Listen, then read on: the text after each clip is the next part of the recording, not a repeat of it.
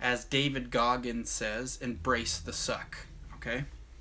So, once that's comfortable, you're like, yeah, I got this, I'm a bam. Okay, we're gonna make it a little more complicated. So now, we're gonna change the pattern from a 3 to a 6. Okay, so thumb, pluck, pluck, just like normal off the 7th fret. Okay, and then I'm gonna move my first finger from the A 7th fret to the D 7th fret. So all together, 1, 2, 3, 4, 5, 6. Okay? And then we just do the same thing at 4th. And then I go down to 4th fret, and then we'll move my first finger to the D string 4th fret. Okay? And then I move it up.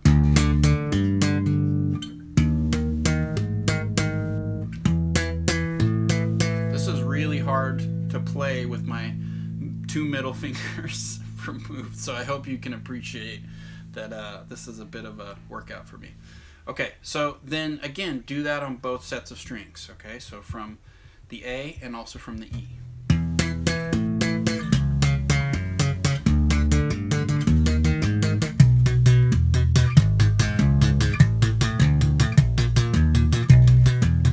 Now you can stay on 1 fret for longer if it's uncomfortable. So let's say I'm struggling when I get to the E. Just stay on the 7th fret. Do it 4 times. Then move. So do whatever, take the time that you need. Okay, you don't have to do it like me. Adapt it to your own style, the way your hands interlace on the fretboard, or interact with the fretboard rather. Make it work for you, and as long as it's not really painful in your hands or your fingers or anything, I say go for it. Okay, all right, so once we get there, it's time to actually make some music. Now, one thing to note is you can change any of this. So if you're a Victor Wooten fanatic like me, you can add some opens, so doing an open hammer pluck. So you're back to a 4 pattern or an 8.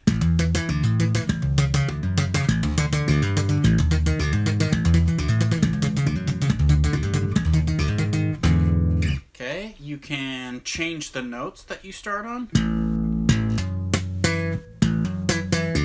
Ah, it's really hard.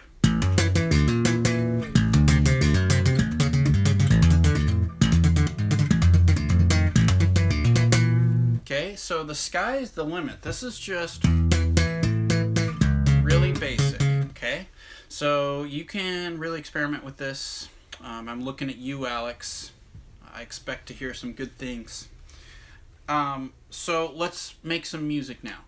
Now, if you, excuse me, if you're feeling really daring, I say just write something.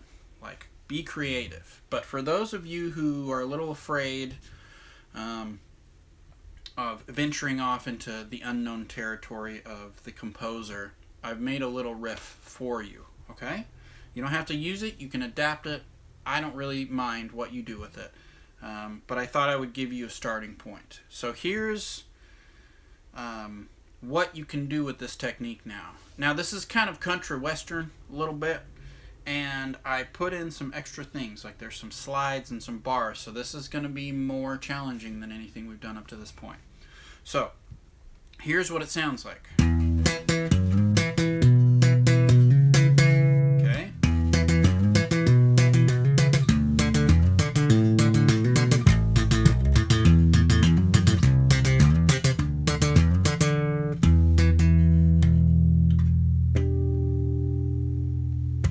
Okay, so let's break that down.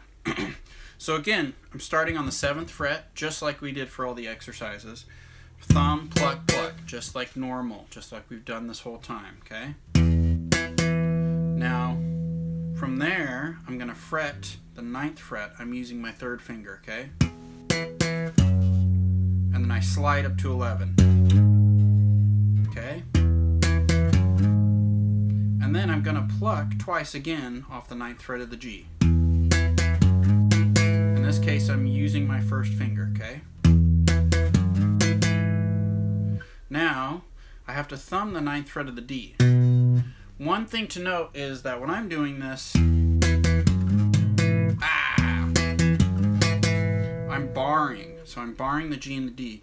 Some people probably would balk at barring in general, much less barring a bass. But you can do it. I am using a lighter gauge of strings, so it makes it so I can play more relaxed. Okay? So you can always, instead of barring, move your finger if you want. It's a little more work, especially once you start to speed this up.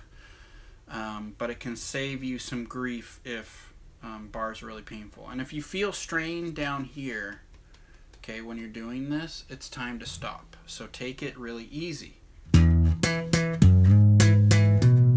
Okay, so either way, if you bar or not, you're going to thumb the D, and then from there, you hammer on from the D to, or from the 9th fret of the D to the 11th fret of the D. So, okay, so,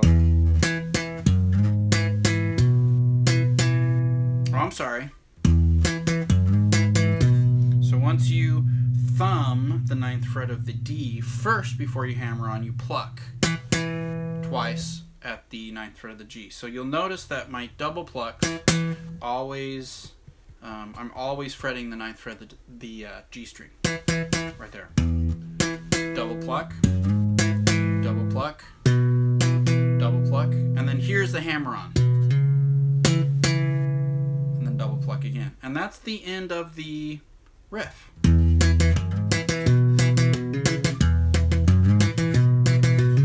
Now before you move this around, you want to get comfortable on it. And again, working with a metronome will speed this process up. Sorry?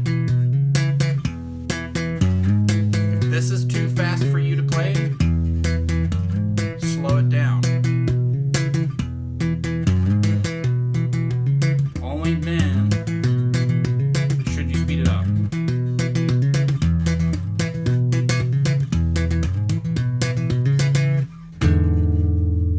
Okay, so now what I want you to think about, and this is how I would think about it, this is how I do think about it, rather. But if I was you, this is how I would think about it, let's say that, is that we're going to take this pattern and again transplant it. So you can do this same pattern or riff and pretty much start it anywhere as long as you have, 3 strings to play through. So, the first place we're going to do the riff is from the 7th fret of the A, okay? And then I'm going to move it down to the 5th fret of the A and do it again. Same thing, right? If you get confused, go back to home base. That's what I do. When I'm learning new riffs, sometimes when I have to start moving things around, I'm like, wait, what happened? I'm really attached to the 7th fret and doing the riff from there. So just take it easy, okay? Make sure that it makes sense as you go along, okay?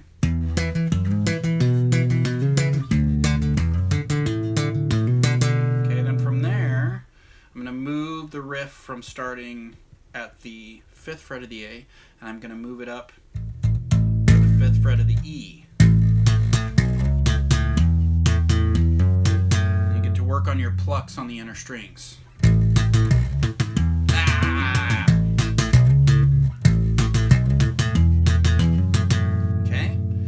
Once we're there, once we've done the riff from there, rather, I'm going to move back to the A string and go to the 3rd fret.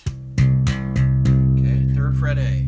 Now, for this last little part, this is kind of the turnaround of the riff. I'm only going to do the first half. So thumb, pluck, pluck, and then thumb, slide, pluck, pluck, okay? And then I do it again, starting from the 5th fret A. That sets me up to start it over from the 7th fret of the A. So all together, it sounds like this.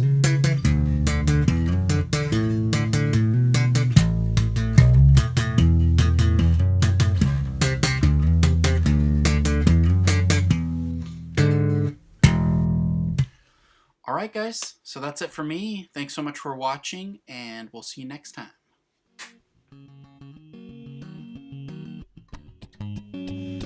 What's up guys? Thanks for watching my video, especially to the end. Look at you go. Make sure to hit those like and subscribe buttons below. I love seeing when people like my videos or get new subscribers. It gets me super hyped and inspires me to work that much harder. So I thank you in advance. Thank you. If you want to know more about what's coming out and early releases for videos and all kinds of stuff, go to my Patreon page. I've linked to it in the description below. Super cool stuff in there. Some extra videos if you become a patron. I would love to interact with you online, so hit me up. That kind of stuff would be awesome. Also, if you want to know when I'm playing live and for some audio track downloads and stuff, go to my website. Let's see, what is my website? I'm being very professional right now. Oh yeah, www.ericbloodproject.com, and sign for the email list, all that kind of stuff. So that's it for me guys. Thank you so much again for watching this video. I thought as a parting gift I would show you what I would look like as a fisherman in the Alaskan tundra. So here we go. See this? Yeah, here we go. Like that. Is that good? Do you like that? Is that nice? That's beautiful, right? Let's get some of the back. I'll get it really high up. You know, like this. Maybe just a little bit of my balding hair just sticking out like that. Is that good? Awesome. I'm gonna go sail now.